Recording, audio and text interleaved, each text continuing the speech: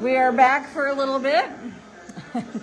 She, even at just 300 pounds, she is a big and long girl. So they actually modified, what you see here is these yoga pads that we've put, kind of make a trough, and we've taped them, duct taped them together, and there's one on each side. And this allows her not to roll over on her side.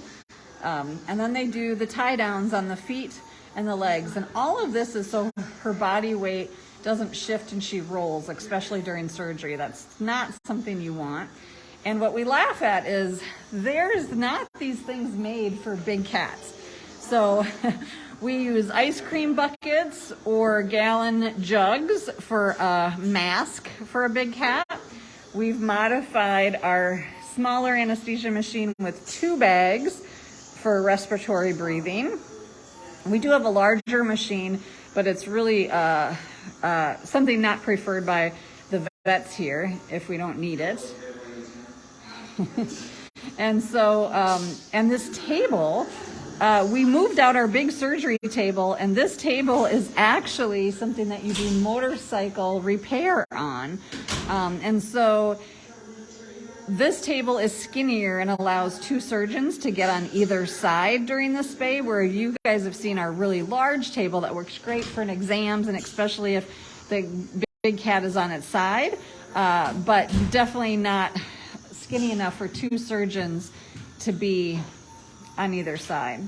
And you might hear a compressor go off too, because we've taped that table, is hydraulic but goes to a compressor, which is really loud, an air compressor, and we don't want to stimulate the cat more than we have to with a loud abrupt noise.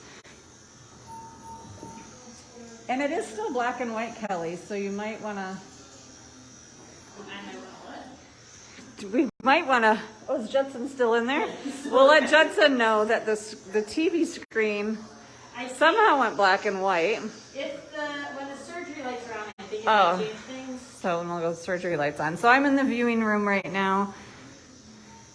I'll go up close and personal for a little bit. That is if I can.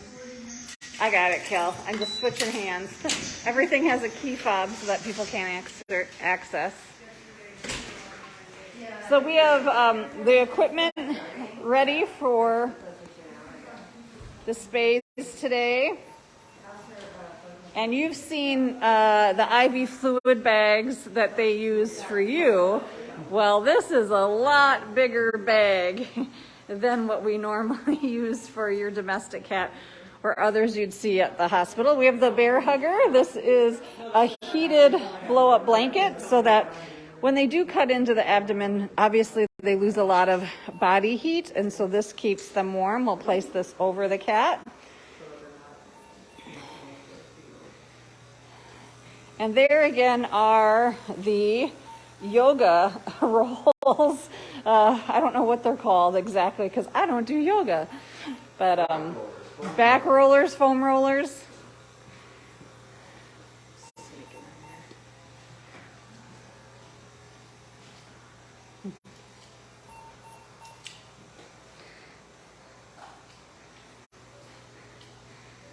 And the surgery. There's the radiograph they took.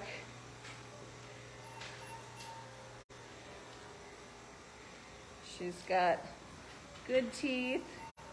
She's young, so that's good. They did change her intubation tube because remember when I was talking about how long the skull is compared to like a wild lion or a well-bred lion? The intubation tube between going in the mouth and down was too short. So they actually changed the intubation tube so that it was in the right location. But she needed much longer based on that facial structure and skull structure.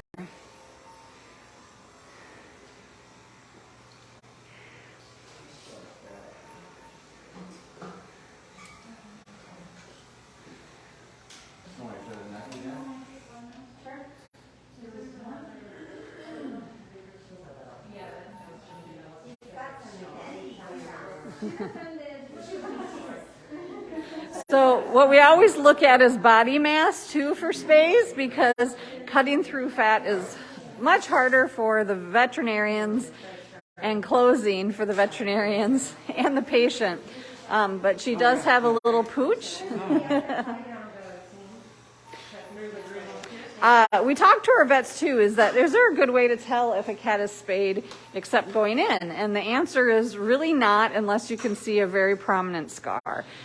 So we have to assume cats are not spayed unless we have other information. But if you remember Callie the tiger, we were told she was spayed, and we did not spay her, and she had that huge benign mass in her uterus, similar to Shadow.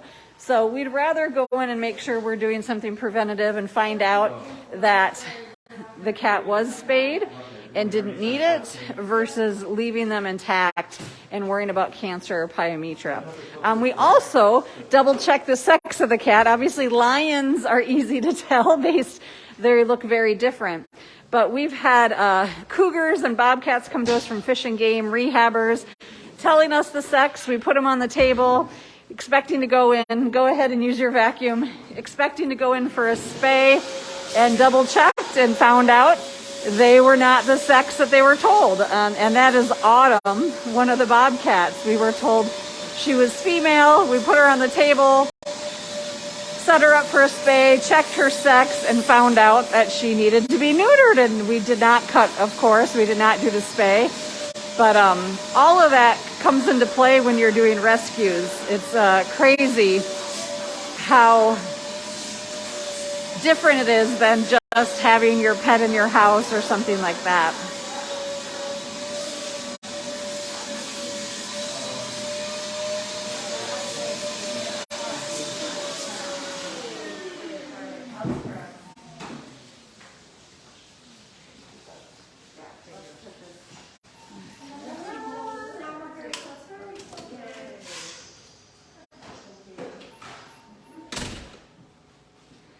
So we'll probably step out, obviously, as they start getting everything set up for surgery, do the scrub, get scrubbed in.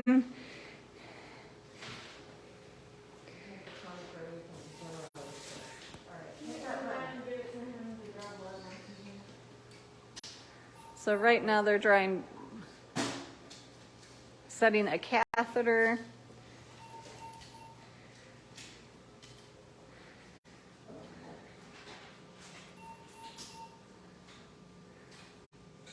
So this is a lot of work, a lot more work.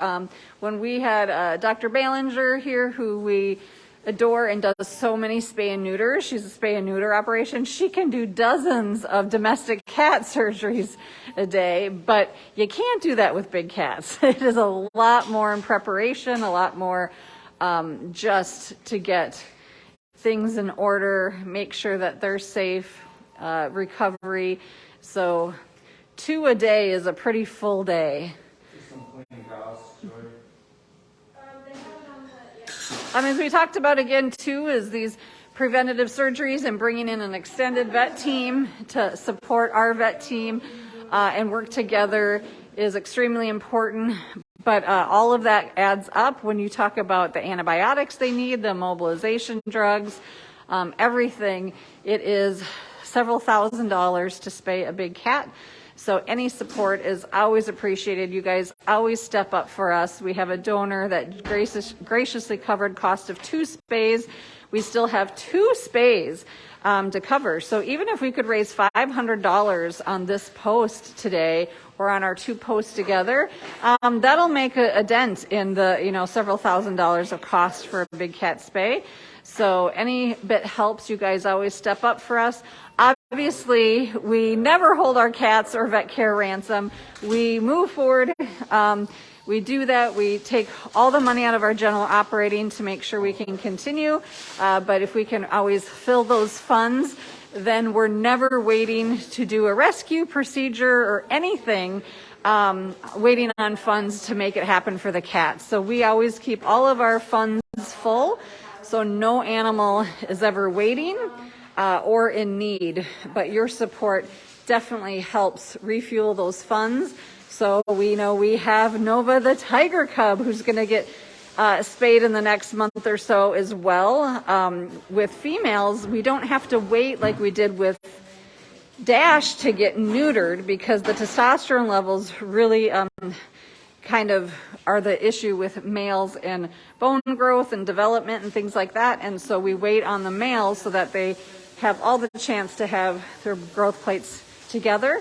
Females don't have the same issues, so we're able to spay Nova at a younger age, which means she can recover faster. It's easier on the vets, it's easier on the pocketbook, and it's easier on Nova. So Nova will get spayed in the next, probably I would say the next month to 6 weeks. And then our witness protection cats and other cats that are male might have to wait longer.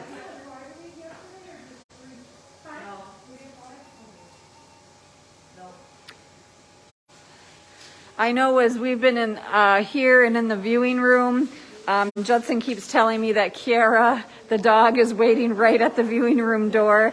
I think she feels left out. All the humans are in here. Along with Mr. Oreo too. He's been wanting to see the operation as well.